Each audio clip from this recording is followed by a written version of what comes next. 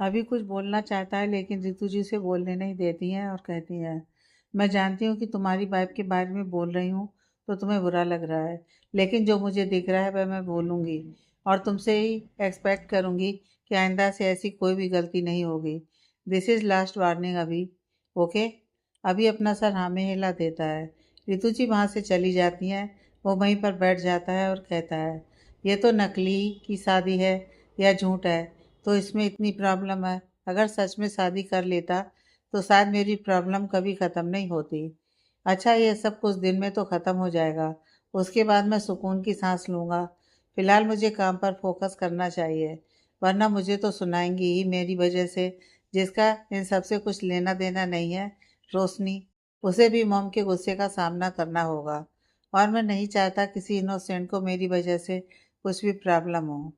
अभी जब ऑफिस से वापस आता है तो देखता है कि बच्चा अपने बिस्तर पर सोया है और बालकनी खुली है और उसके पर्दे हिल रहे हैं और रोशनी बालकनी में खड़ी हुई है। अब मेन्यू चेंज करके वापस आता है तो देखता है अब तक रोशनी वापस नहीं आई है। वो अभी भी बालकनी में ही खड़ी है। वह बच्चा जो अब तक सोया हुआ था वह जाग गया है और वहाँ चल रहे पंखे को देख रहा है। अभी मुस्कुराते हुए उसके पास बैठ जाता है और प्यार से उसके छोटे से हाथ को अपने हाथ में लेकर कहता है, क्यों लिटिल मास्टर, ऐसे बेड पर रेस्ट करते करते क्या फैन को देख रहे हो? उसकी आवाज़ से वह नन्ही नन्ही सी आंखें अब मन्नू की तरफ चली जाती हैं। अभी मुस्कुराते हुए कहता है, ओह, तो अब मेरी बातें सुनने का मन हो रहा है। वैसे क्या किया तुमने पूरे दिन? क्या किया होगा? मस्त सोए होगे, रोए होगे और सबकी अटेंशन लिया होगा। क्यों, है ना? अभी हंसते हुए बोलता है, वैसे तुम अपनी मम को परेशान करते हो क्या? करते रहना। पता है जब तक छोटे हो ना तब तक ही सबकी अटेंशन मिलेगी। थोड़े से बड़े हो जाओगे ना तो फिर किसी की कोई अटेंशन नहीं मिलेगी। सभी अपने काम में बिजी हो जाएंगे और तुम्हें अकेला छोड़ देंगे, जैसे मुझे छोड़ दिया था। अभी के चेहरे पर हल्की उदासी आ जाती है। ओह, मैं भी क्या तुम्हें अपनी बातों से पका रहा हूँ? वैसे तुम्हें पता है आज ऑफिस में मुझे बहुत काम करना पड़ा और मॉम ने मुझे डांटा, और वह भी किसकी वजह से? तुम्हारी मॉम की वजह से। कल वह आकर सो गई थी यहाँ बेड पर और मैं इधर उधर घूम रहा था। मुझे ढंग से नींद ही नहीं आई। आज भी मुझे वही करना होगा। एक काम करो ना, तुम कुछ आइडिया तो दो कि मैं कैसे इन सब प्रॉब्लम से निकलूं।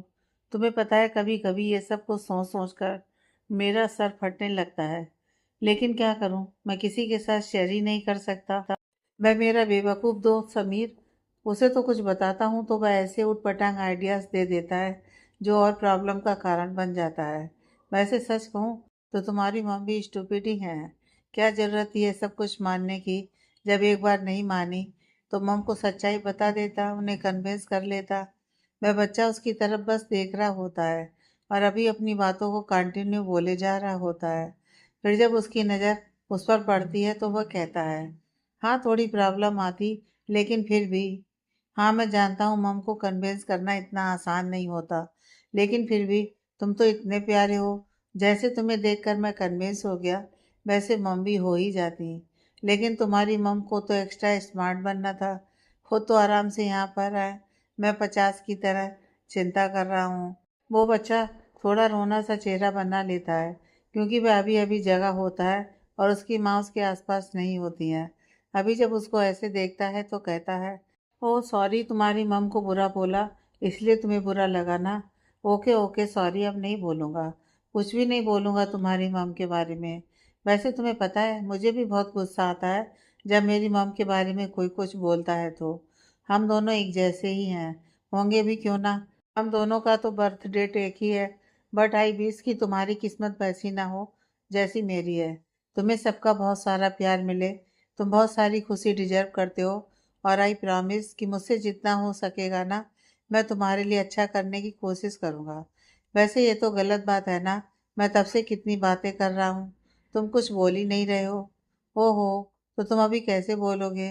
कोई बात नहीं, तुम्हारे बदले भी मैं ही बोल लेता हूँ।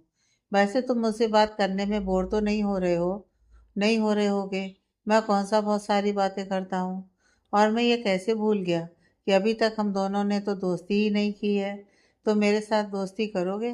वो नन्हा सा बच्चा बस अभिमन्यु की बातों से उसके चेहरे पर देख रहा होता है। अभी कहता है, हाँ करोगे ही। वैसे भी तुम्हारा भी तो यहाँ पर कोई दोस्त नहीं है।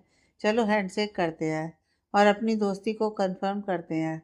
अभी अपना हाथ बढ़ाता है, फिर अपने सिर पर मारते हुए कहता है, मैं कितना स्टूपिड हूँ ना कि मेरे इतने बड़े से हाथ से तुम्हारा यह नन्हा सा हाथ कैसे हैंडशेक करेगा।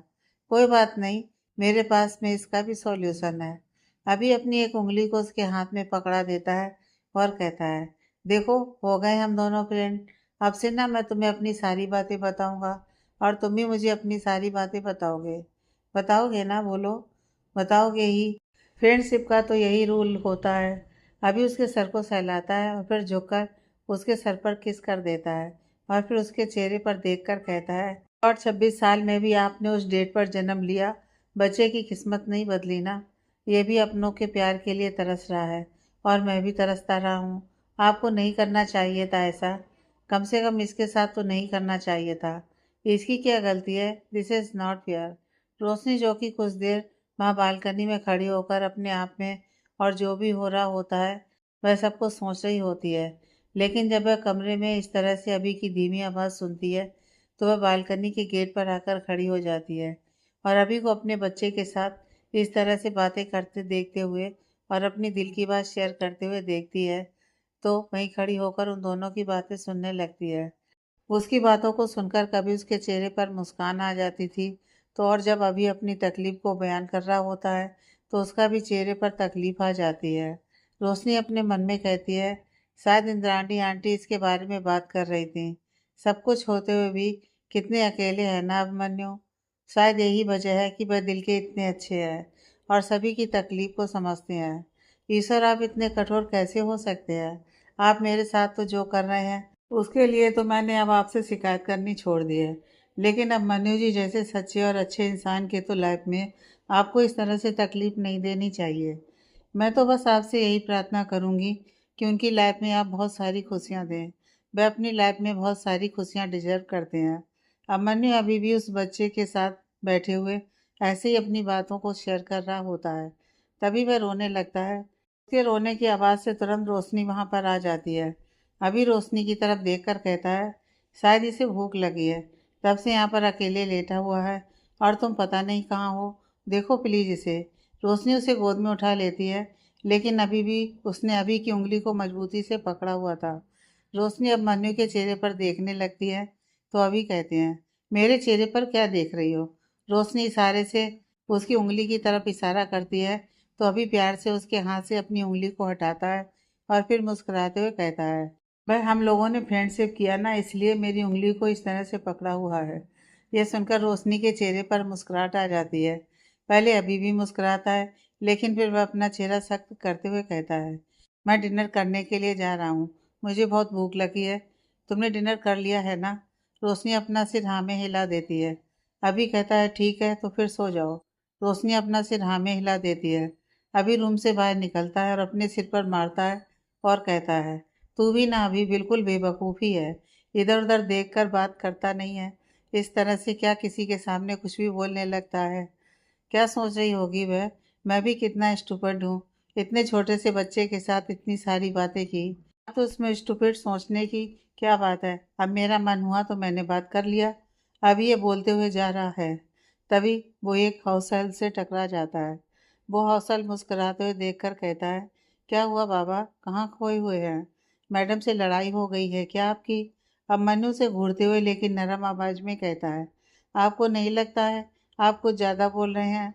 वह हाउस हेल्प हल्का मुस्कुराता है और कहता है, सॉरी बाबा, मैं मेरी वाइफ से भी जब मेरी लड़ाई होती है ना, तो उसके सामने जो कुछ मैं बोल नहीं पाता हूँ वो बस पीठ पीछे ऐसे ही बड़बड़ाते हुए मैं चलता हूँ और ऐसे ही टकरा जाता हूँ।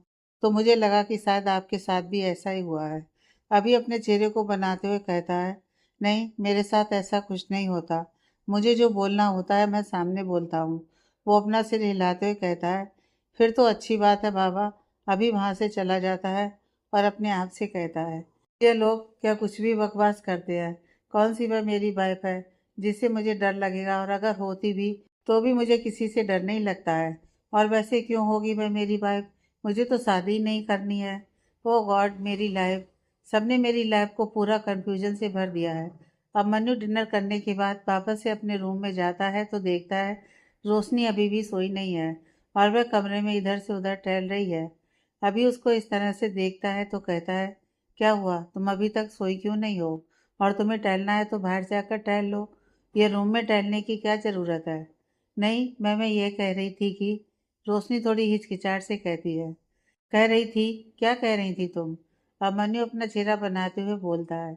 रोशनी हैरानी से उसकी तरफ देखने लगती है तो अभी कहता है, हाँ, अभी तक तो तुमने कुछ बोला नहीं, तो तुमने ये क्यों कहा कि मैं कह रही थी?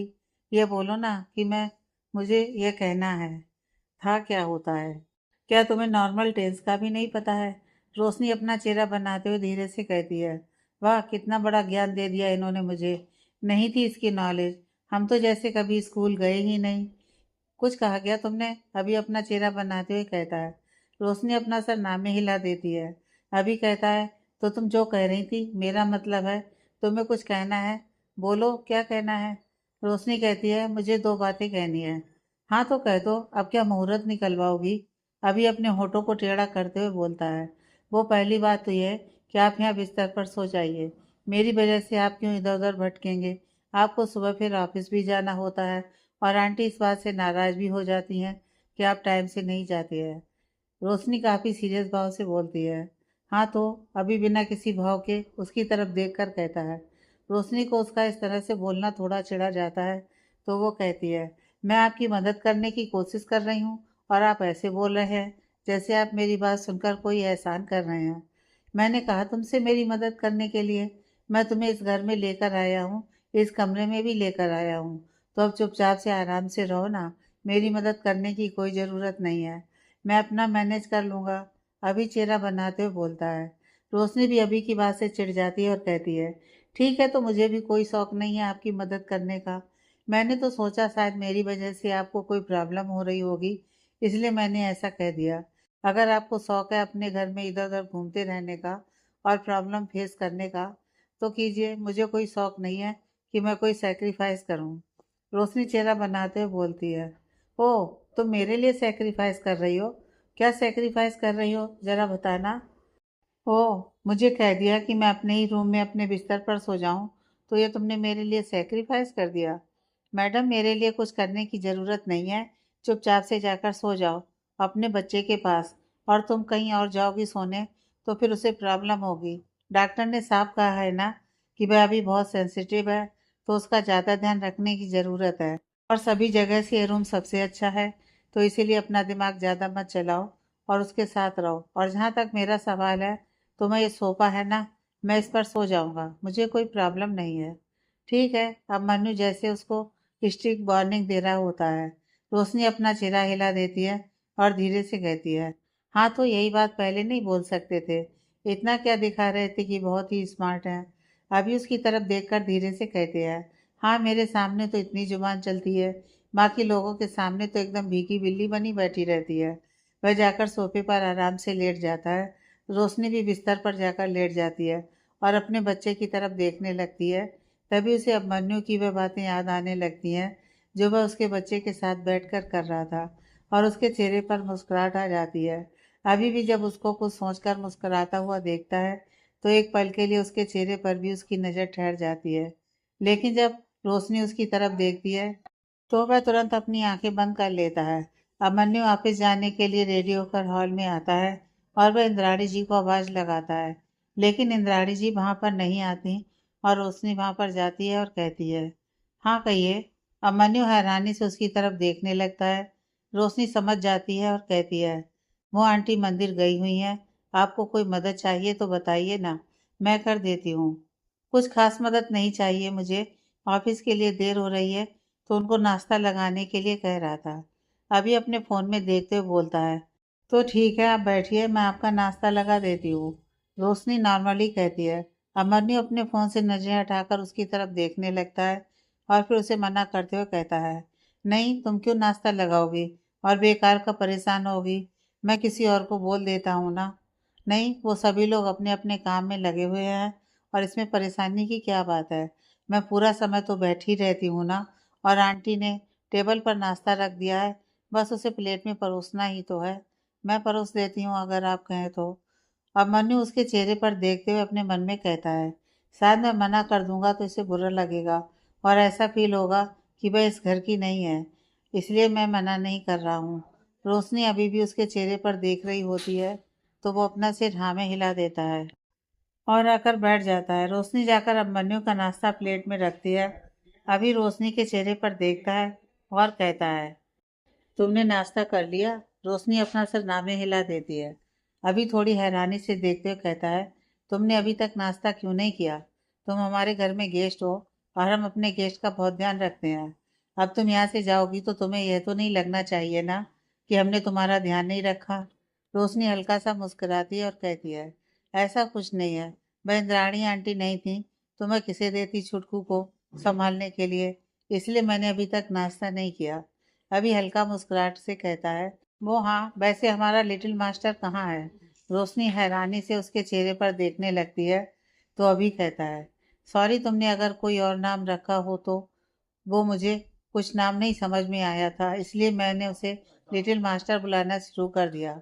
रोशनी वापस हल्का सा मुस्कुराती है और कहती है, इसमें माफ़ी मांगने की क्या बात है?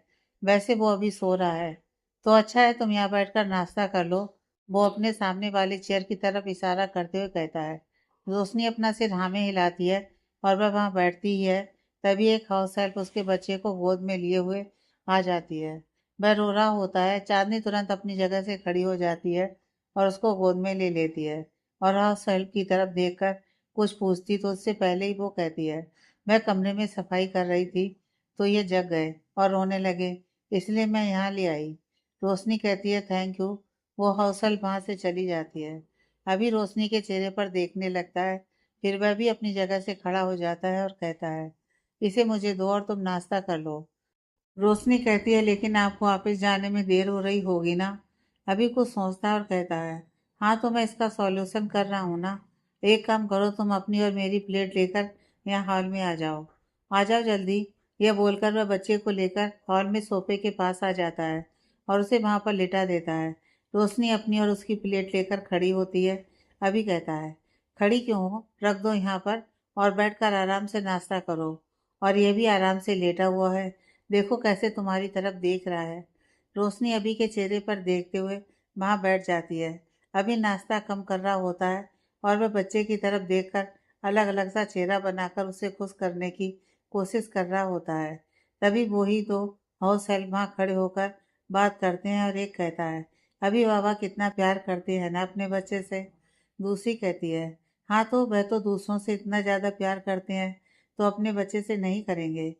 रोशनी उन लोगों की बातें सुनती है और अब मनु के चेहरे पर एकटक देखने लगती है और अपने मन में कहती है, सच में कोई इतना अच्छा कैसे हो सकता है। थोड़ी देर बाद अभी रोशनी की तरफ देखकर कहता है, नाश्ता कर लिया तुमने? रोशनी अपना सिर हाँ में हिलाती है। अभी अपने लिटिल मास्टर के गाल को प्यार से छूते हुए कहता है, गुड, ओके, तो मैं चलता हूँ और इसकी ज़्यादा फिक्र मत करो, ये बहुत प्यारा है, सारी बातें समझता है, बस इससे बातें करोगी ना तो ये तुम्हें बिल्कुल परेशान नहीं करेगा। रोशनी अपना सिर हाँ में हिला देती है। अभिमन्यु वहाँ से चला जाता है। रोशनी को उस घर में आए हुए 1 महीने से ज़्यादा का समय हो जाता है। ऋतु जी रोशनी से बात तक नहीं करती हैं, वह ज़्यादा से ज़्यादा समय उसे इग्नोर ही करती हैं। रोशनी भी इस बात को समझती है और वह भी कोशिश करती है कि वह उनके सामने ना ही आए, क्योंकि भले ही ये रिश्ता झूठा है लेकिन इससे ऋतु जी को तकलीफ तो ज़रूर हो रही है। अब मन्नू सभी को दिखाने के लिए रोशनी के साथ उस कमरे में रहता है और वहाँ पर कभी कभी छोटी मोटी बातों को लेकर दोनों की नोकझोंक भी हो जाती है। लेकिन आधी रात के बाद वह अपने कमरे के बगल वाले कमरे में आ जाता है और वहीं पर अपनी फाइलों को भी रखता है, जिससे सभी को लगता है कि शायद अपने ऑफिस का काम करने की वजह से वह इस कमरे में आता है।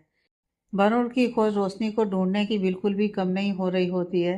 वह दिन रात लगा हुआ रहता है कि किसी तरह से रोशनी के बारे में कुछ तो क्लू मिल जाए।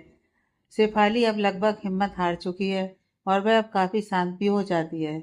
वरुण को शेफाली को इस तरह से देखकर काफ़ी बुरा भी लगता है, क्योंकि वह अपने शेफाली को इस तरह से कमज़ोर पड़ता हुआ कभी नहीं देखना चाहता। अभिमन्यु अपने हॉल में बैठा हुआ कुछ काम कर रहा होता है। तभी वहाँ पर समीर आ जाता है। उसको देखकर वह बहुत ही ज़्यादा खुश हो जाता है और कहता है, क्या बात है, आज आपके दर्शन हो ही गए।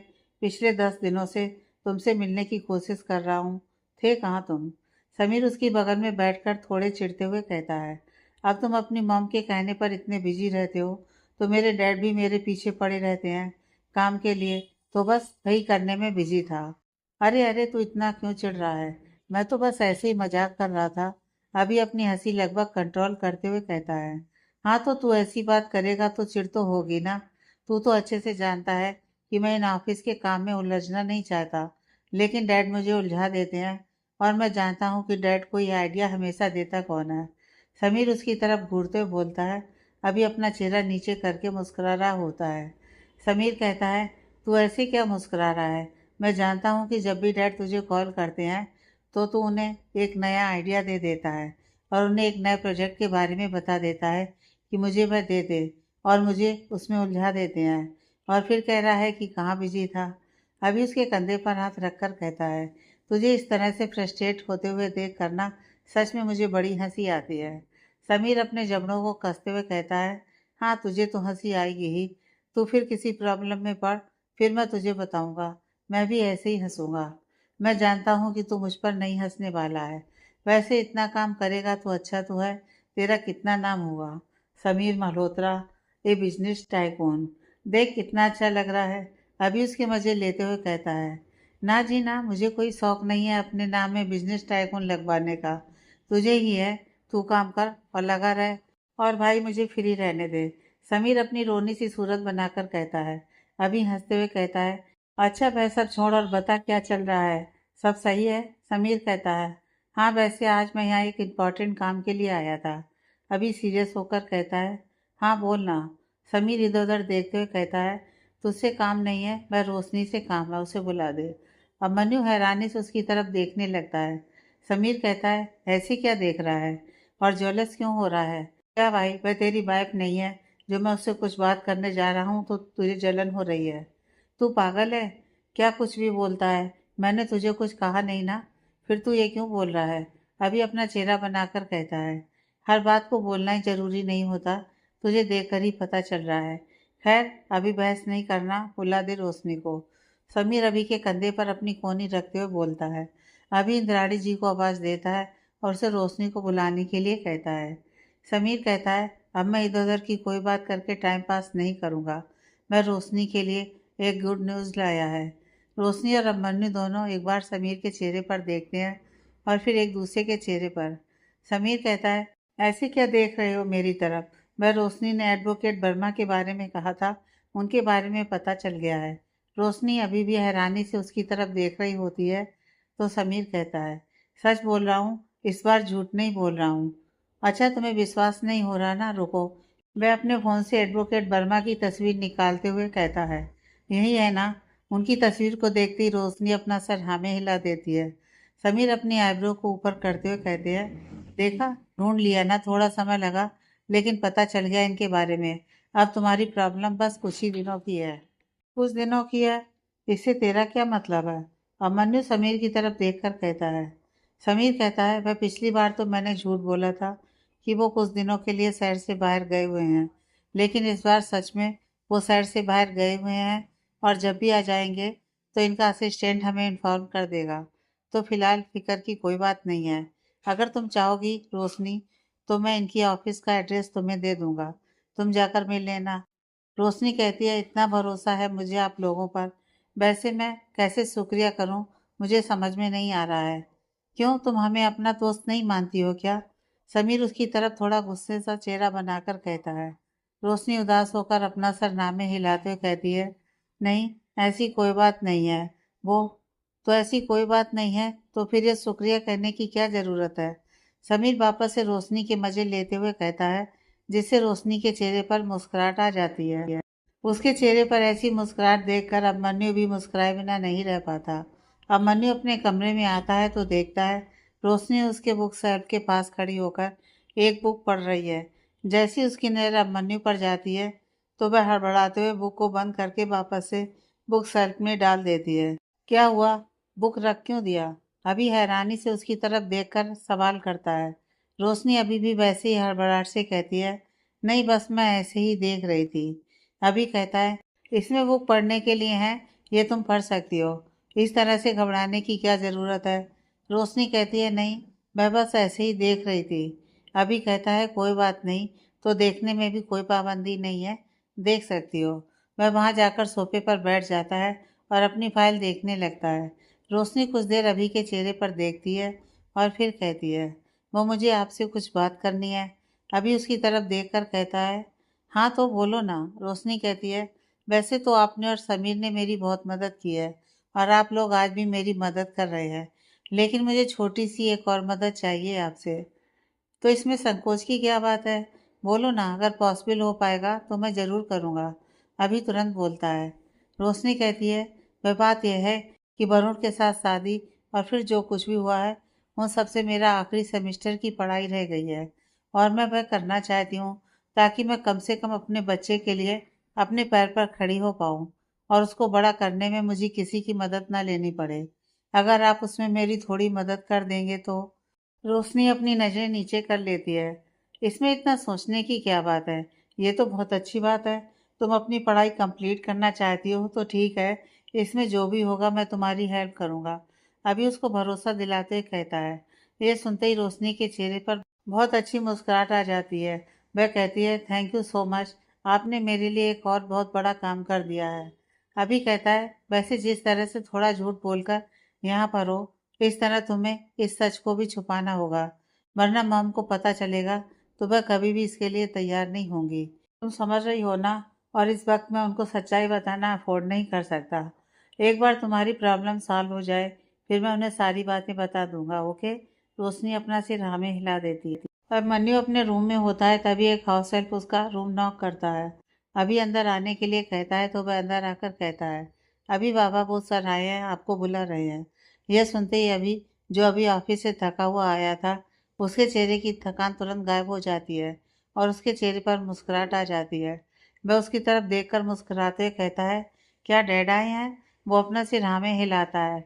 अभी एक पल भी वहाँ पर नहीं रुकता और लगभग दौड़ते हुए वहाँ पर अपने कमरे से निकल जाता है और हॉल में सीढ़ियों पर आकर रुक जाता है और अपने डैड को वहाँ खड़े फ़ोन पर बात करते हुए देखता है। अगले ही पल उसके कदम और तेज हो जाते हैं। वह काफ़ी तेज़ी से सीढ़ियों से उतरता है और वहाँ खड़े रणविजय जी के तुरंत गले लग जाता है। वह फ़ोन पर बातें कर रहे होते हैं। वह इस तरह से अचानक से अभी के गले लगने से हल्का सा मुस्कुराते हैं और उससे अलग होते हैं और उसके गाल पर हाथ रखते हैं और उसका हाथ पकड़कर बस 1 मिनट बात करने का इशारा करते हैं। अभी बस मुस्कुराते अपने डैड के चेहरे पर देख रहा होता है। वह उनकी बात करने का वेट कर रहा होता है। वह कॉल कट करके अभी की तरफ देखते हैं और वापस से उसको गले लगा लेते हैं और कुछ देर तक दोनों एक दूसरे को गले लगाए खड़े होते हैं। दोनों अलग होते हैं। रणविजय जी उसके गाल पर हाथ रखकर कहते हैं, और कैसे हैं मिस्टर सिंघानिया? अभी मुस्कुराते उनका हाथ पकड़कर कहता है, वाट ए प्लेजेंट सरप्राइज डैड। आपने बताया नहीं कि आप आने वाले हैं, मैं एयरपोर्ट आ जाता। अभी तो तुमने कहा प्रेजेंट सरप्राइज, तो बता देता तो फिर यह सरप्राइज कैसे होता? रणविजय जी हल्का मुस्कुराते हुए कहते हैं। अभी अपना सर हाँ में हिला देता है। वह कुछ और कहना चाहता है तभी वापस से रणविजय जी का फ़ोन बजने लगता है।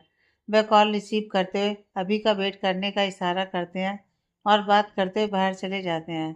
अभिमन्यु अभी भी उसी जगह पर खड़ा होकर बाहर दरवाजे पर देख रहा होता है। तभी रितु जी वहाँ पर आ जाती हैं। वह हॉल में खड़े अभिमन्यु को देखती हैं और कहती हैं, रणविजय आए हैं। अभी मुस्कुराते हुए अपना सिर हाँ में हिला देता है। रितु जी वहाँ पर बैठ जाती हैं और कहती हैं, कहाँ है वो? अभिमन्यु कुछ बोलता नहीं, बस बाहर का इशारा कर देता है। तभी एक हाउस हेल्प पानी लेकर आती है। रितु जी उसे कॉफ़ी के लिए कहती हैं और पानी पीते हुए अभी को देखती हैं, जो खड़ा होकर बेसब्री से बाहर की तरफ देख रहा होता है। रितु जी उसके चेहरे पर देखती हैं और नॉर्मल आवाज़ में कहती हैं, बैठ जाओ, इतनी जल्दी वे बात करके वापस नहीं आने वाले हैं। रणविजय के लिए पहले उनका काम है, उसके बाद उनकी फैमिली है, और इतने दिनों में तो ये बात तुम अच्छे से जानते ही हो। फिर क्यों बेमतलब की एक्सपेक्टेशन रखे हुए हो? अभी कुछ कहना चाहता है लेकिन वह कुछ भी नहीं कहता क्योंकि वह बाहर से आ रहे रणविजय जी को देख लेता है। वो वहाँ पर आ जाते हैं और रितु जी की तरफ देखते हैं तो रितु जी कहती हैं, बताया नहीं तुम आने वाले हो। रणविजय जी वहाँ बैठते हैं और इशारे से अभिमन्यु को अपने पास बुलाकर बिठाते हैं। अभिमन्यु के चेहरे पर बहुत खुशी होती है। रितु जी अपने जवाब के लिए रणविजय जी के चेहरे पर देख रही होती हैं। अभी उनको इशारा करता है तो वह कहते हैं, हाँ वह कुछ अर्जेंट काम था इसलिए आया हूँ। अब मन्नू उनके चेहरे पर देखकर कहता है, तो डैड आप अभी रुक रहे हैं ना? काश मैं ये कह पाता। कल रात की फ्लाइट है मेरी, तो हमारे पास कल का पूरा दिन है। We will enjoy, okay? Ranvijay ji उदास अब मन्नू के चेहरे पर देखकर कहते हैं। अभी उदासी से अपना सिर हिलाता है तो रणविजय जी उसके कंधे पर हाथ रखकर कहते हैं, अभी तुम अब बचपन में जैसे उदास होते थे वैसे उदास मत हो। यू नो ना, I don't like your sad face, so please smile for me. अभी उनकी तरफ देखकर झूठी मुस्कुराहट दिखा देता है। ऋतु जी अपना चेहरा बना लेती हैं। रणविजय कहते हैं, वैसे अभी मैं बिजी तो होता हूँ, बट इतना भी बिजी नहीं होता कि तुम अपने डैड को अपनी शादी में ना बुलाओ। ऐसा तो नहीं करना चाहिए था तुम्हें। अभी ये सुनकर थोड़ा हैरान होता है, फिर वह अपने मन में कहता है, ओह नो, डैड को भी पता है इस बारे में। अब मैं डैड को कैसे बताऊं कि यह सब कुछ सच नहीं है? बता दूं क्या? नहीं, मैं उन्हें नहीं बता सकता, क्योंकि अगर मैं अभी बताऊंगा तो फिर सब कुछ और बिगड़ जाएगा। बहुत मुश्किल से तो सब कुछ संभाला है, और वैसे भी डैड थोड़े समय के लिए ही यहाँ पर आए हैं, तो बेमतलब का माहौल खराब हो जाएगा। क्या बात है, क्या सोच रहे हो? बहाने सोच रहे हो क्या? कोई बात नहीं, कुछ भी सोचने की ज़रूरत नहीं है। तुम्हें पता है कि मुझे तुमसे किसी बात से नाराज़गी नहीं होती है। रणविजय जी हंसते हुए कहते हैं। अभी मुस्कुरा देता है। रणविजय जी कहते हैं, वैसे हमारी डॉटर इन लॉ को बुला लो जरा, देखूं तो मैं भी अपने बेटे की पसंद को। अभी इंद्राणी जी को देखता है तो वह अपना सिर हाँ में हिला देती हैं। वह रोशनी को बुलाने के लिए जाती हैं तो देखती हैं रोशनी ऊपर से खड़ी होकर उन लोगों को देख रही है। रोशनी वहां पर आ जाती है और रणविजय जी के पैर छूने के लिए झुकती है, तो वह उसे रोकते हैं और कहते हैं, ना बेटा, इन सब की ज़रूरत नहीं है, ऐसे ही हमेशा खुश रहो। रोशनी हल्का सा मुस्कुरा देती है।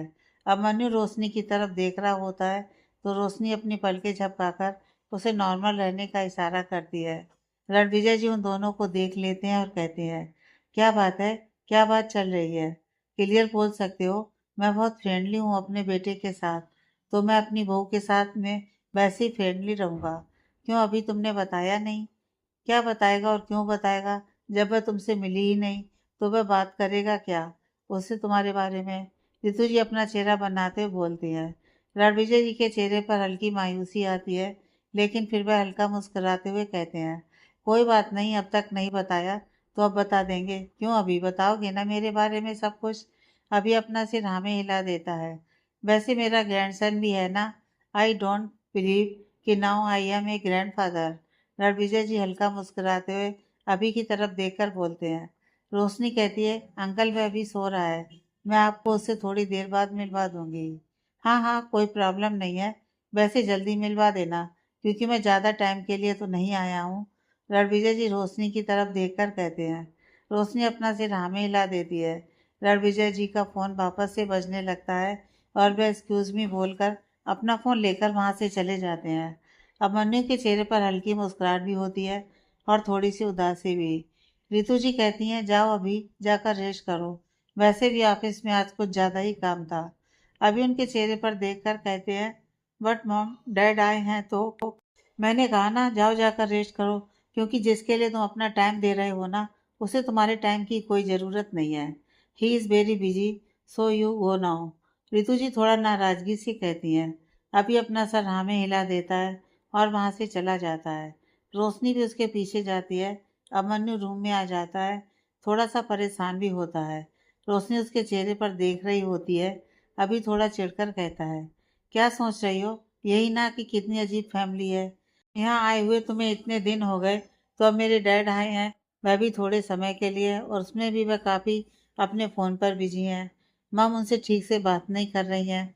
इनफैक्ट दोनों आपस में तो बात ही नहीं कर रहे हैं, और मैं दोनों की बात सुन रहा हूँ। हाँ ना? तो उसने अपना सर नामे हिला देती है। अभी कहता है, तुम हाँ बोल सकती हो, क्योंकि वह सबको सोचना जायज़ है।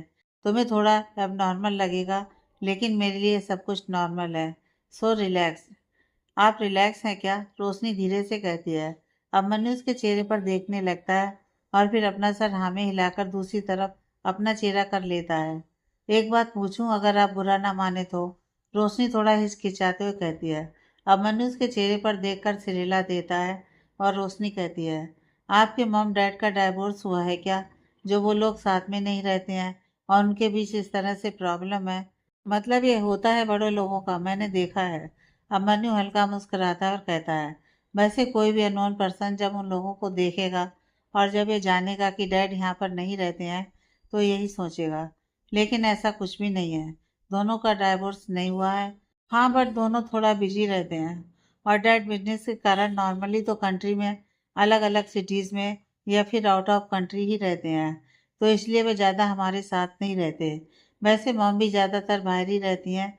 पिछले कुछ सालों से जब से मैंने बिजनेस संभाला है तब से वह ज़्यादा ट्रैवलिंग नहीं कर रही हैं और अब उनको थोड़ी प्रॉब्लम भी होती है। बाकी हमारी फैमिली नॉर्मल फैमिली ही है। रोशनी अपना सर हाँ में हिला देती है। कमरे में बिल्कुल फिर सन्नाटा हो जाता है। रोशनी पापा से धीरे से कहती है, वैसे एक और बात पूछूं, अगर आपको बुरा ना लगे तो। अभी कहता है, मुझे किसी भी सवाल का कोई बुरा नहीं लगता, तो तुम 2 3 4 जितने चाहो उतने सवाल पूछ सकती हो। नहीं, वह एक्चुअली आपके पापा को लेकर ही पूछना है इसलिए। रोशनी फिर से हिचकिचाते हुए कहती है। अभी कहता है, हाँ तो तुम पूछ सकती हो, मैंने कहा ना, बोलो। आप अपने पापा के बहुत क्लोज हैं, मतलब आप उनसे बहुत प्यार करते हैं ना। रोशनी उसके चेहरे पर देखने लगती है। अभी हल्का मुस्कुराता है और कहता है, तो कौन सा बच्चा अपने डैड को प्यार नहीं करता है, और वह भी तब जब वह इतना दूर रहते हैं उससे। तो डोंट वरी, हमारा रिलेशन भी नॉर्मल फादर सन की तरह ही है।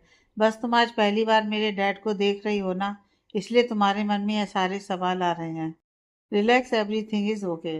अब मन्नू काफ़ी कोशिश करते हैं कि वे नॉर्मल होकर रोशनी से बात कर सकें, लेकिन फिर भी उसके चेहरे की उदासी रोशनी अच्छे से समझ रही होती है।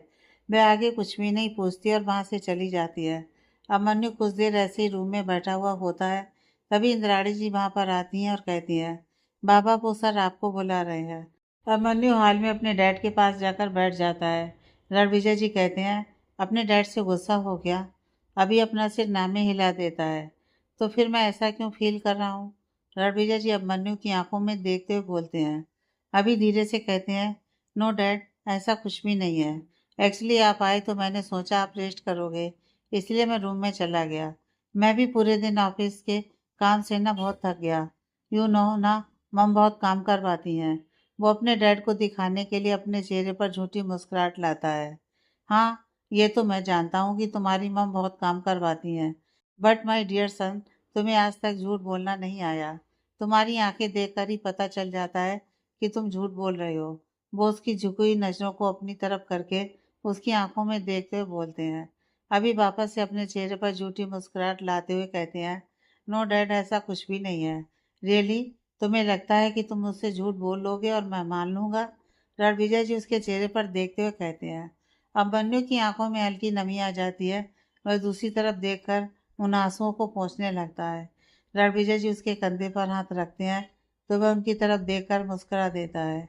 रणविजय जी कहते हैं, आई नो कि मुझसे अपसेट हो, मैं बिल्कुल भी अच्छा डैड नहीं हूँ ना। मैं तुम्हारे साथ बिल्कुल भी टाइम स्पेंड नहीं करता, बट आई प्रॉमिस इस बार तो कम समय के लिए आया हूँ। बट नेक्स्ट टाइम से ना ये सारे प्रॉब्लम मैं ख़त्म कर दूँगा। मैं रिटायरमेंट ले लूँगा और फिर तुम्हारे साथ और अपने ग्रैंड सन के साथ खूब टाइम स्पेंड करूँगा। पक्का प्रॉमिस? बस इस बार के लिए अपने डैड को माफ़ कर देना प्लीज़। अभी उनका हाथ पकड़कर कहता है, डैड ये आप कैसी बातें कर रहे हैं? प्लीज़ मुझसे माफ़ी मत मांगिए। आई नो कि आप बिजी रहते हो और जो भी कर रहे हो वह हम सब के लिए ही तो कर रहे हो, तो प्लीज़ आप बुरा मत फील कीजिए। रणविजय जी उसके गाल पर हाथ रखकर कहते हैं, आई नो मेरा अभी बहुत समझदार है, वह सारी बातें समझता है। वैसे मैंने इंद्राणी जी को बोल दिया है, आज हम लोग लॉन में डिनर करेंगे, फैमिली डिनर, और ये मेरी तरफ से मेरी डॉटर इन लॉ के लिए छोटा सा डिनर सरप्राइज होगा। क्यों, तुम्हें कोई प्रॉब्लम तो नहीं है? डैड अभी चेहरा बनाकर कहता है। रणविजय जी मुस्कुराने लगते हैं, फिर अभी भी उनके साथ मुस्कुरा देता है। रितु जी अपने कमरे में अपने सिंगल सोफे पर बैठी हुई होती हैं और अपनी फाइल देख रही होती हैं, लेकिन उनका ध्यान उनकी फाइल पर नहीं होता, बल्कि वह कुछ और ही सोच रही होती हैं। तभी कोई गेट नॉक करता है। वह अंदर आने के लिए कहती हैं तो अभिमन्यु धीरे धीरे उनके कमरे में आता है। रितु जी उसकी तरफ देखती हैं और धीरे से लेकिन हैरानी से कहती हैं, अभी तुम यहाँ, और तुमने आने के लिए गेट क्यों नॉक किया? वो मॉम, मुझे लगा शायद आप रेस्ट कर रही होंगी तो इसलिए। अभिमन्यु धीरे से कहता है। रितु जी फाइल बंद करके वहाँ टेबल पर रख देती हैं और कहती हैं, नहीं, ऐसा कुछ नहीं है, बैठ जाओ। अभिमन्यु उनके पास आकर नीचे घुटनों पर बैठ जाता है। ऋतु जी अपने चश्मे को निकाल कर रखती हैं और हैरानी से कहती हैं, क्या बात है, यहाँ क्यों बैठे हो? समझ गई, जब भी तुम्हें अपनी कोई बात मनमानी होती है तो तुम इसी तरह मेरे पास घुटनों पर बैठ जाते हो। अभी के चेहरे पर हल्की मुस्कुराहट आ जाती है। वैसे काफ़ी दिनों बाद इस तरह से आए हो मेरे पास, मुझे सच में बहुत अच्छा लग रहा है। ऋतु जी जैसे अपने दिल की बात कह रही होती है। अभी चुपचाप उनके चेहरे पर देख रहा होता है। ऋतु जी कहती हैं, वैसे सच कहूँ तो 1 महीने पहले जब तुम अपनी वाइफ को घर में लेकर आए थे तो मुझे लगा था कि उसको एक्सेप्ट करने के लिए तुम मेरे पास आओगे, इस तरह से मुझे कन्विंस करोगे, लेकिन तुमने ऐसा कुछ नहीं किया। तो मुझे लगा कि शायद तुम्हें उससे कोई फ़र्क नहीं पड़ता कि मैं उसे अपनी डॉटर इन लॉ के रूप में एक्सेप्ट करती हूँ या नहीं। खैर, अभी को उनकी बातों से बुरा लगता है। वह उनकी आंखों में तकलीफ साफ देख पा रहा होता है, लेकिन वह अभी इस बारे में बात नहीं करना चाहता, इसलिए वह बात को बदलते हुए कहता है, मम, उसके बारे में मैं बात करने के लिए नहीं आया हूँ और मैं उन सब के बारे में बात करना भी नहीं चाहता, क्योंकि मम कुछ बातें ऐसी हैं जो क्लियर करूँगा आपको, लेकिन अभी नहीं, सही वक्त आने पर। रितु जी अपना सर हाँ में हिलाती हैं और उसके गाल पर हाथ रखकर कहती हैं, मैं जानती हूँ, इसलिए तो मैंने पूछा भी नहीं, क्योंकि मुझे पता है कि मेरा अभी कभी भी कुछ भी गलत तो नहीं करेगा, भले ही वह मुझे कुछ बताए या नहीं बताए। हाँ कहो, आज क्या बात मनवाने के लिए आए हो? ऋतु जी अभी के चेहरे पर उस बात को लेकर आई हुई उदासी को देखकर समझ जाती हैं, इसलिए वह मुस्कुराते हुए कहती हैं। अभी उनका हाथ पकड़कर अपने दोनों हाथों के बीच में रख लेता है और कहता है, मम, मुझे पता है कि आप डैड से बहुत अपसेट हैं और आपको उनसे बहुत सारी शिकायतें भी हैं, लेकिन आज डैड आए हैं और वह कल शाम को चले भी जाएंगे, तो मैं चाहता हूँ कि वह मोमेंट हम लोग साथ में बिताएं एज ए हैप्पी फैमिली। मम, मैं जानता हूँ कि डैड का इतना बिजी रहना, अपनी फैमिली पर ध्यान ना देना, इन सब से आप बहुत परेशान रहती हो, लेकिन आप जानती हैं ना कि मेरे लिए वह मोमेंट कितने स्पेशल होते हैं जब डैड यहाँ पर आते हैं और मैं आप दोनों के साथ टाइम स्पेंड कर पाता हूँ। रितु जी शून्य भाव से अपना सिर हाँ में हिलाती हैं। अभी कहते हैं, मम, डैड ने डिनर प्लान किया है, यहीं लॉन में ही, वो हमारा फैमिली टाइम होगा, तो प्लीज़ आप आओगे ना? प्लीज़ मम, क्योंकि आपके बिना फैमिली टाइम का कोई मतलब ही नहीं है। रितु जी अब मन्नू के चेहरे पर बस चुपचाप देख रही होती हैं। अभी कहता है, प्लीज़ मम, मना मत कीजिएगा। रितु जी मुस्कुराकर उसके गाल पर हाथ रखती हैं और कहती हैं, तुम कुछ भी मांगो और मैं ना दूँ, ऐसा कभी हो सकता है क्या? मैं वहाँ पर ज़रूर आऊँगी, डोंट वरी। अब मन्नू खुश हो जाता है और उनके हाथ पर किस करता है और कहता है, थैंक यू मॉम। रितु जी मुस्कुरा देती हैं। लॉन में जैसा रणविजय जी चाहते हैं वैसे टेबल और चेयर लगा दिए जाते हैं। डिनर की सारी तैयारियां वहाँ पर हो जाती हैं। अभी सबसे ज़्यादा एक्साइटेड होता है। रोशनी भी उसकी हेल्प करवा रही होती है। अभी इंद्राणी जी से कहता है, सब कुछ डैड और मम की पसंद का ही बनाया है ना आंटी आपने? इंद्राणी जी मुस्कुराते हुए कहती हैं, हाँ बाबा, सब कुछ मैडम और सर की पसंद का है और कुछ चीज़ें आपकी पसंद की भी हैं। वैसे आप तो वही सारी चीज़ें पसंद करते हैं जो मैडम और सर की पसंद की हैं, लेकिन फिर भी कुछ खास चीज़ें हैं जो मैंने आपके लिए बनवाई हैं। अभी मुस्कुराकर कहता है, थैंक यू आंटी। तभी वहाँ पर रणविजय जी आ जाते हैं। उनको देखकर अभी एक्साइटेड होते हुए कहता है, dad, everything is ready. Ranvijay ji कहते हैं, मुझे पता ही था। वैसे ये डिनर तो मेरी तरफ से था, फिर तुम क्यों इतनी मेहनत कर रहे हो? अभी कहते हैं, क्या फ़र्क पड़ता है डैड, हम यहाँ पर अपना क्वालिटी टाइम स्पेंड करेंगे, ये सबसे बड़ी बात है ना? रणविजय जी कहते हैं, हाँ ये बात तो है। चलो अब हम अपना डिनर स्टार्ट करते हैं। अभी अपने घर के गेट की तरफ देख रहा होता है। रणविजय जी वहाँ खड़ी रोशनी को कहते हैं, आओ रोशनी, तुम भी बैठो। रोशनी अब मन्नू के चेहरे पर देखने लगती है, तो रणविजय जी भी अब मन्नू के चेहरे पर देखकर थोड़ी उदासी से कहते हैं, वो नहीं आएगी यहाँ पर, अभी आ जाओ। अभी उनकी तरफ देखने लगता है और ना चाहते हुए भी वह जाकर बैठ जाता है। तभी वहाँ पर रितु जी भी आ जाती हैं। अब मन्नू का चेहरा खिल जाता है जब रितु जी वहाँ आती हैं, तो अभी जो कि रणविजय जी के बगल वाली चेयर पर बैठा होता है वो वहाँ से उठने लगता है, तो वह उसका हाथ पकड़ लेते हैं और उसे वहीं बैठे रहने के लिए कहते हैं। रितु जी यह देख लेती हैं और वह चुपचाप अब मन्नू की बगल में जाकर बैठ जाती हैं। रणविजय जी और रितु जी के ठीक बीच में अभिमन्यु बैठा हुआ होता है। उसने अपने दोनों हाथों से उन दोनों के हाथ को पकड़ा हुआ होता है। रोशनी धीरे से कहती है, मैं सर्व कर दूं? रणविजय जी कहते हैं, अरे नहीं, तुम क्यों सर्व करोगी? यह डिनर मैंने खास तुम्हारे लिए अरेंज करवाई है, मैं खुद सर्व करूंगा। रोशनी कहती है, लेकिन आप तो। अभिमन्यु इशारे से उसे मना कर देते हैं तो रोशनी चुप हो जाती है। रणविजय जी अभी के चेहरे पर देखते हुए कहते हैं, मेरी डॉटर इन लॉ को डरा रहे हो क्या? अभी धीरे से कहता है, मैंने मना किया कि आप कह रहे हैं तो? रणवीर जी हंसते हुए कहते हैं, मैं तो बस मजाक कर रहा हूँ। चलो मैं सर्व करता हूँ, वरना बात बनाने के चक्कर में सब कुछ ठंडा हो जाएगा। वो सबकी प्लेट में खाना सर्व करने लगते हैं। तभी वह रितु जी की प्लेट में पीनट की चटनी डालते हैं, जिसे देखकर रितु जी हैरानी से उनके चेहरे पर देखने लगती हैं। अभी चौंकते हुए कहता है, डैड, यह क्या कर रहे हैं आप? रणविजय जी हैरानी से अभी के चेहरे पर देखने लगते हैं। अभी कहता है, डैड, शायद आपको याद नहीं है, मम को पीनट से एलर्जी है। रणविजय जी को ध्यान आता है और वे कहते हैं, ओह सॉरी। रितु कहती हैं, कोई नई बात नहीं है, इट्स ओके। अभी उस प्लेट को उठाकर कहता है, मम प्लेट चेंज कर दीजिए, वरना आपको प्रॉब्लम हो जाएगी। रोशनी तुरंत दूसरा प्लेट वहाँ पर रख देती है। वह जैसे ही डिनर स्टार्ट करने वाले होते हैं, तभी रणविजय जी का फ़ोन बजता है। वह कॉल रिसीव करते हैं और कहते हैं, okay, just give me 2 minutes. Okay. वो बात करते हुए ही अपनी जगह पर खड़े हो जाते हैं। अभिमन्यु उनके चेहरे पर देखने लगता है तो वह कहते हैं, अभी एक्चुअली एक बहुत अर्जेंट मीटिंग करनी है, मैं थोड़ी देर में मीटिंग कर लेता हूँ, तुम लोग कंटिन्यू रखो, मैं बस थोड़ी देर में आ जाऊँगा, ओके। अभी हल्का सा मुस्कुरा देता है। रणविजय जी वहाँ से चले जाते हैं। वह लोग लगभग आधे घंटे वेट करते हैं, लेकिन जब वह वापस नहीं आते तो रितु जी नाराजगी से अभिमन्यु से कहती हैं, अभी डिनर करो, खाना ठंडा हो गया है। वह अभी मीटिंग में बिजी होंगे, अभी वह नहीं आएंगे। बट मॉम, डैड ने कहा है वह आ जाएंगे। अभिमन्यु अपनी मॉम को मनाते हुए कहता है। रितु जी कहती हैं, वह नहीं आएंगे, हम लगभग 30 मिनट से वेट कर रहे हैं ना। तुम्हें वेट करना है तो तुम करो, मैं तुम्हें नहीं रोकूंगी, मैं जा रही हूँ। रितु जी वहाँ से उठकर चली जाती हैं। अभी भी बहुत ज़्यादा अपसेट हो जाता है, वह भी वहाँ से चला जाता है। रोशनी को काफ़ी बुरा लगता है।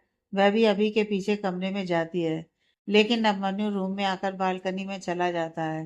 रोशनी को उसे अकेले छोड़ देना ही ठीक लगता है, इसलिए वह कमरे से बाहर आ जाती है। रितु जी रणविजय जी के पास जाती हैं और गुस्से से उनका लैपटॉप बंद कर देती हैं और कहती हैं, क्यों आए हो यहाँ पर? अभी को अपसेट करने के लिए? जब तुम यहाँ पर नहीं होते हो तो वह अपने आप को मना लेता है, लेकिन जब यहाँ पर आए हो तो उसे प्रॉमिस किया उसके साथ टाइम स्पेंड करने का, तो फिर तुमने क्यों नहीं किया? क्यों उसको हमेशा हर्ट करते रहते हो तुम? किसने दिया है तुम्हें यह हक कि तुम उसे हमेशा हर्ट करते रहो? तुमने हमेशा बचपन से लेकर आज तक अभी को हर्ट किया है। तुम्हें देखकर उसके चेहरे पर जैसी मुस्कुराहट आ जाती है, तुम्हें पता भी है कि कैसा फील करता है मेरा बेटा जब तुम इस तरह से हमेशा उसे प्रॉमिस करके तोड़ देते हो। विजय, कभी तो किसी को समय दे दो, अपने बेटे को ही सही जो तुमसे बेइंतहा प्यार करता है। रणविजय जी भी गुस्से से कहते हैं, ओ, बोल कौन रहा है? जैसे तुमने तो उसे पूरा समय दिया है ना। मुझसे कंपटीशन करने के कारण अभी के बचपन को बर्बाद कर दिया है तुमने। मैं बिजी था कामों में, मैं बिजी था कंपनी को ऊंचाइयों तक ले जाने में, लेकिन तुम क्या कर रही थी? तुम मुझसे कंपटीशन कर रही थी और मुझसे कंपटीशन करने में तुमने अभी के बचपन को स्पॉइल किया है।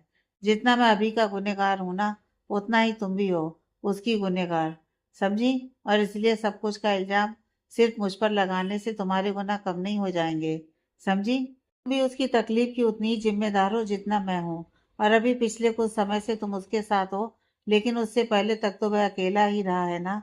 मैं सब कुछ का इल्जाम तुम पर नहीं लगा रहा हूँ। मैं जानता हूँ कि मैंने गलतियाँ की हैं, मैंने उसे समय नहीं दिया, लेकिन तुम भी एक अच्छी माँ नहीं हो और तुम इस बात को मानो। रितु जी और रणविजय जी काफी तेज तेज आवाज में लड़ रहे होते हैं और वहाँ कमरे में अभी जब उन लोगों की आवाज इस तरह से सुनता है तो वह बहुत ज्यादा परेशान होने लगता है। वह बालकनी से अपने कमरे में आता है।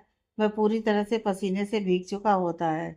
उन लोगों की आवाज़ सुनकर अभी कमरे से बाहर जाने की कोशिश करता है, लेकिन पूरा शरीर उसका काँप रहा होता है।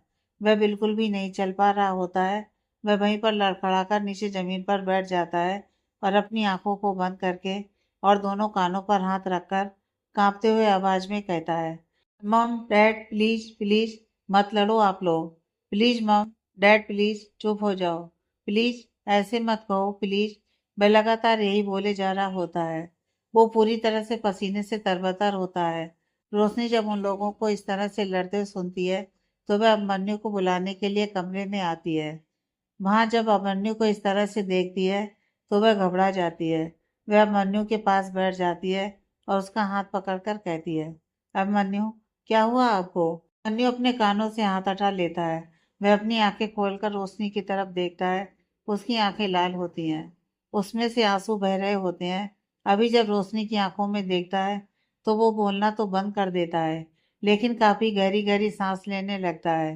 रोशनी को कुछ समझ में नहीं आता कि वह क्या करे। वह इधर उधर देखने लगती है। तभी उसे टेबल पर पानी का गिलास दिखता है। वह काफी फुर्ती से जाती है और पानी लाकर अभी को पिलाने की कोशिश करती है, लेकिन अभी इतना कांप रहा होता है कि वह ठीक से पानी भी नहीं पी पाता है। रोशनी अभिमन्यु की इस तरह की हालत देखकर कुछ समझ ही नहीं पाती। उसे ऐसा लगता है कि जैसे उसका दिमाग ही काम नहीं कर रहा है। वो बिना कुछ सोचे उसके गाल पर हाथ रखकर कहती है, अभी प्लीज शांत हो जाइए, कुछ नहीं हुआ है। प्लीज प्लीज शांत हो जाइए। अभी किसी मासूम बच्चे की तरह रोशनी के चेहरे पर देखने लगता है और फिर डॉर की तरफ इशारा करता है। रोशनी कहती है, उसमें कुछ है जिससे आपको अच्छा लगेगा? अभी अपना सिर हाँ में हिलाता है। रोशनी तुरंत वहां जाती है तो उसमें दवाइयाँ रखी होती हैं। रोशनी उसे दिखाते हुए कहती है, ये चाहिए आपको? अभी वापस से अपना सिर हाँ में हिला देता है। रोशनी तुरंत उसे दवाई निकाल कर देती है। अभी दवाई खा लेता है और अगले ही पल उसकी आंखें बंद होने लगती हैं और वह वहां पर बेहोश होकर गिर जाता है। रोशनी बहुत घबरा जाती है। वह उसके गाल पर हाथ रखकर उसे होश में लाने की कोशिश करती है। अभी थोड़ी देर बाद हल्की हल्की आंखें खोलता है।